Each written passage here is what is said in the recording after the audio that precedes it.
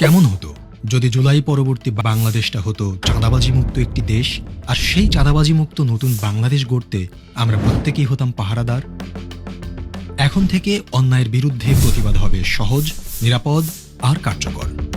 এবার সেটা সম্ভব করবে ডিজিটাল পাহারাদার অ্যাপ। আসুন দেখে আসি অ্যাপটি কিভাবে কাজ করবে।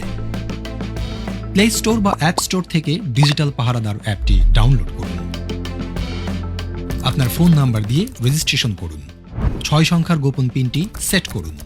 কোন ধরনের অভিযোগ দিতে চান তা সিলেক্ট করুন। অভিযোগের প্রমাণ সংযুক্ত করার জন্য ছবি, ভিডিও, অডিও রেকর্ড করুন অথবা মেসেজ টাইপ করুন। অভিযোগটি পূর্বে রেকর্ড করা থাকলে ছবি, ভিডিও, অডিও আপলোড করুন।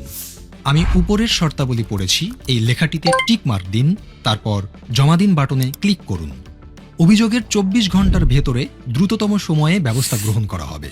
আপনার অভিযোগটির অগ্রগতি অ্যাপটির মাধ্যমে ট্র্যাক করতে পারবেন।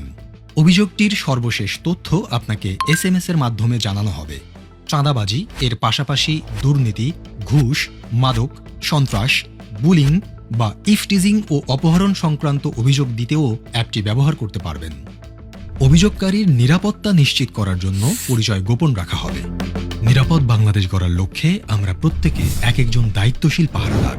অন্যায় অপরাধের অভিশাপ দূর করার লক্ষ্যে আপনার এবারের ভোটটি হোক দাঁড়িপাল্লার পক্ষে। চলো একসাথে গড়ি নিরাপদ, চাঁদাবাজি মুক্ত নতুন বাংলাদেশ।